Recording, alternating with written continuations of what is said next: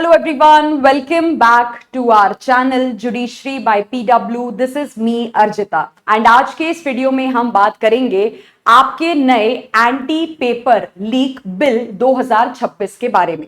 जैसे कि आप सब जानते हैं कि कल पार्लियामेंट ने इस बिल को पास कर दिया है, यानी कि राज्यसभा लोकसभा दोनों से इसको पास किया जा चुका है। अब जैसे ही इसको प्रेसिडेंट का असेंट मिलेगा ये बिल कानून बन जाएगा, लॉ बन जाएगा और इसको इंडिया में जो है देश भर में इसको लागू कर दिया जाएगा। लेकिन अब समझने वाली बात यह है कि ऐसा नहीं है कि ये जो बिल, ये जो नया कानून लाया जा रहा है, ये कोई पहला कानून है इंडिया में जो हम एंटी पेपर लीक के ऊपर लेके आ रहे हैं, राइट। इससे पहले भी इनफैक्ट रिसेंटली ही 2024 में ही सरकार ने क्या किया था, पेपर लीक को रोकने के लिए एक कानून बनाया था। तो अब 2 साल के अंदर में ऐसी क्या जरूरत पड़ गई कि सरकार को एक नया कानून लाना पड़ गया, और उस पुराने वाले कानून में ऐसी क्या चीजें नहीं थी, ऐसी क्या चीजें मिसिंग थी जिन्हें ये नया वाला लॉ क्या करने वाला है, बदलने वाला है, सुधारने वाला है। तो ऐसे ही 5 पॉइंट्स को आज के इस वीडियो में हम डिस्कस करेंगे, ठीक है। तो सबसे पहले जैसे कि मैंने आपको यहाँ पे बताया कि यहाँ पे पार्लियामेंट ने कल ही,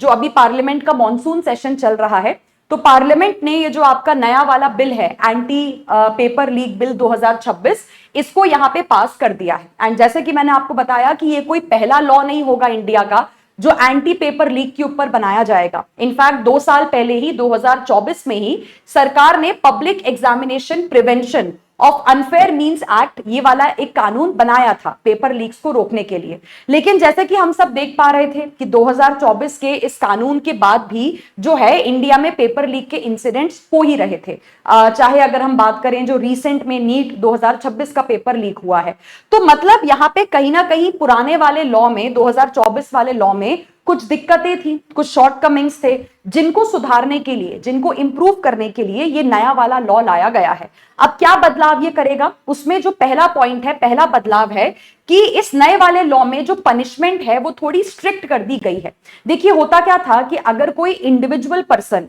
पेपर लीक यहां पे करता था तो उस इंडिविजुअल पर्सन की जो पनिशमेंट थी वो ज्यादा स्ट्रिक्ट नहीं दी गई थी। मतलब इंडिविजुअल लेवल पे पेपर लीक करने के लिए आपको कम से कम 3 साल की, मैक्सिमम 5 साल तक की पनिशमेंट मिलती थी, और आपके ऊपर जो मैक्सिमम फाइन हम लगा सकते थे वो 10 लाख रुपए था। लेकिन पेपर लीक करने के लिए 10 लाख रुपए का फाइन बिल्कुल भी जस्टिफाइड नहीं है, बिल्कुल भी वैलिड नहीं है। तो पहला बदलाव तो यह है कि 2026 वाले लॉ में इन पनिशमेंट्स को थोड़ा सा स्ट्रिक्ट कर दिया गया है। जैसे अब इंडिविजुअल लेवल पे पेपर लीक करने की मिनिमम पनिशमेंट हो जाएगी 5 साल की, मैक्सिमम हो जाएगी 10 लाख की और 10 साल की, और जो मैक्सिमम फाइन हम आपके ऊपर लगा सकते हैं वो हो जाएगा 50 लाख का। इसके साथ साथ जैसे कि हम देखते हैं कि कई बार जो पेपर लीक के इंसिडेंट्स होते हैं ये कोई अकेला पर्सन नहीं करता है, ये कोई इंडिविजुअल नहीं करता है। इसमें कई बार देखने को मिलता है कि गैंग्स इन्वॉल्व होती हैं, रैकेट्स वगैरह इसमें इन्वॉल्व होते हैं। तो अगर एक ग्रुप बना के ऑर्गेनाइज्ड तरीके से पेपर लीक करवाया गया है तो उस ग्रुप के लोगों की जो मिनिमम पनिशमेंट है वो हो जाएगी 7 साल की,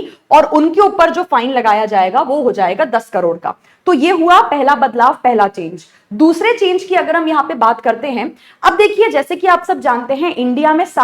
कई सारे जो है सरकारी एग्जाम्स करवाए जाते हैं, चाहे यूपीएससी का पेपर हो, चाहे नीट का पेपर हो, चाहे एसएससी का पेपर हो। अब ऐसा तो नहीं है कि ये सारे पेपर सरकार खुद करवाती है, सरकार इन पेपर्स को करवाने के लिए सर्विस प्रोवाइडर्स की मदद लेती है। अब कई बार ये भी देखने को मिलता है कि सर्विस प्रोवाइडर्स क्या कर देते हैं, पेपर लीक वगैरह कर देते हैं, पेपर में जो है कुछ ना कुछ दिक्कतें कर देते हैं। अब पुराने वाले लॉ में ये लिखा हुआ था कि अगर कोई सर्विस प्रोवाइडर यहां पे पेपर लीक के ऑफेंस में इन्वॉल्व पाया जाता है तो उनकी जो मैक्सिमम पेनल्टी उनके ऊपर लगाई जाती थी वो होती थी 1 करोड़ रुपए की। तो अब नए वाले लॉ में क्या किया गया है, इस मैक्सिमम फाइन को जो है चेंज कर दिया गया है कि मतलब अब सर्विस प्रोवाइडर पे जो मैक्सिमम फाइन लगेगा वो होगा 5 करोड़ रुपए का, और इसके साथ साथ उस सर्विस प्रोवाइडर को 8 साल के लिए डिबार कर दिया जाएगा। मतलब अगले 8 साल तक वो सर्विस प्रोवाइडर कहीं पे भी सर्विसेज ऑफर नहीं कर पाएगा एग्जाम कंडक्ट करवाने के लिए। तीसरे चेंज के बारे में अगर हम यहां बात करते हैं, अब देखिए पुराने वाले लॉ में एक दिक्कत थी कि अगर कोई भी पेपर लीक का इंसिडेंट होता था तो उस इंसिडेंट में इन्वेस्टिगेशन करने के लिए या पेपर लीक के केस का ट्रायल चलाने के लिए कोई फिक्स टाइमलाइन नहीं बताई गई थी, और इसलिए हम देखते थे कि जो पेपर लीक के केसेस थे वो कोर्ट में सालों तक पेंडिंग पड़े रहते थे। ये एक दिक्कत थी आपके 2024 वाले लॉ में। लेकिन अब 2026 वाला जो लॉ लाया गया है इसमें टाइमलाइंस इंपोज कर दी गई हैं कि इन्वेस्टिगेशन आपको 2 महीने में कंप्लीट करना होगा और जो पेपर लीक के केस का ट्रायल है वो आपको 3 महीने में कंप्लीट करना होगा। चौथा जो चेंज है, अब देखिए यूजुअली क्या होता था कि जो ये पेपर लीक के कोर्ट केसेस होते थे ये नॉर्मल कोर्ट में ही जाते थे। अब नॉर्मल कोर्ट्स की हालत तो आप सब जानते ही हैं कि नॉर्मल कोर्ट्स में तो वैसे ही कितने सारे केसेस हैं, लाखों करोड़ों केसेस हैं जो ना जाने पता नहीं कितने सालों से पेंडिंग पड़े हुए हैं। अब उसमें एक पेपर लीक के केस का और आप एडिशन कर लीजिए तो पेपर लीक के जो केसेस होते थे वो भी सालों तक पेंडिंग पड़े रहते थे। तो इस चीज को यहां पे बदलने के लिए 2026 वाले लॉ में स्पेशल फास्ट ट्रैक कोर्ट्स बनाए जाएंगे। आपने देखा होगा कि पीएम मोदी जो है उन्होंने खुद इस बात का अनाउंसमेंट किया था अपने इंस्टाग्राम वीडियो में कि यहां पे हम फास्ट ट्रैक जो है स्पेशल कोर्ट्स बनाएंगे ताकि पेपर लीक के केसेस का स्पीडी ट्रायल किया जा सके और इन केसेस का डिस्पोजल जल्दी यहां पे हो सके। पॉइंट नंबर 5 की अगर हम यहां पे बात करते हैं, अब देखिए कभी कभार तो जो पेपर लीक के केसेस होते हैं इसमें आप इन्वेस्टिगेशन पुलिस को करने के लिए दे सकते हैं, लेकिन अगर कभी ऐसा लगता है कि इन्वेस्टिगेशन थोड़ा हाई लेवल पे करने की जरूरत है तो आप एक स्पेशल टास्क फोर्स भी बना सकते हैं एक्सपीरियंस लोगों की, या फिर अगर आप चाहें तो इन्वेस्टिगेशन जो है वो सीबीआई को भी करने को दे सकते हैं। तो नए वाले लॉ में यही प्रोविजन जो है वो डाला गया है कि सेंट्रल गवर्नमेंट अगर चाहे तो एक स्पेशल टास्क फोर्स बना सकती है पेपर लीक के केसेस में इन्वेस्टिगेशन करने के लिए, या फिर पेपर लीक का इन्वेस्टिगेशन किसी सेंट्रल गवर्नमेंट एजेंसी को दिया जा सकता है जैसे कि आपका यहां पे सीबीआई, ताकि जो आपके स्पेशल लोग होते हैं, जो आपके एक्सपीरियंस लोग होते हैं, है ना, वो प्रॉपर तरीके से इन केसेस में यहां पे क्या कर सके, इन्वेस्टिगेशन जो है वो कर सके। तो ये 5 बड़े बदलाव हैं। जैसे कि मैंने बताया कि पेपर लीक के ऊपर तो ऑलरेडी इंडिया में कानून था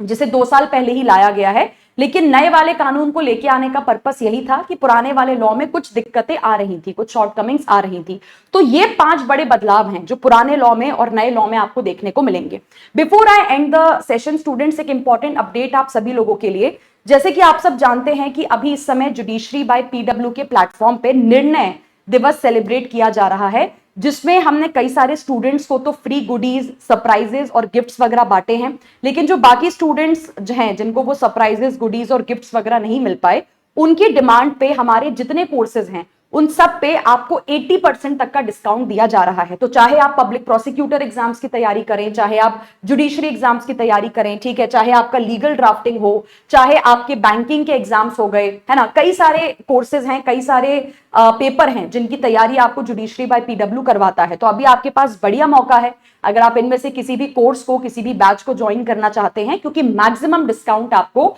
आज 31 जुलाई तक दिया जा रहा है। तो अगर आप किसी भी कोर्स या बैच को ज्वाइन करने में इंटरेस्टेड हैं, दिस इज द नंबर जिस पे आप कांटेक्ट कर सकते हैं। टीम आपको डिस्काउंट के बारे में, ऑफर के बारे में भी बता देगी और बैच कैसे ज्वाइन करना है, बैच में बैच को लेके जो आपके डाउट्स हैं उनको भी क्लियर कर देगी। So thank you so much once again, take care, all the best for your preparation, bye bye.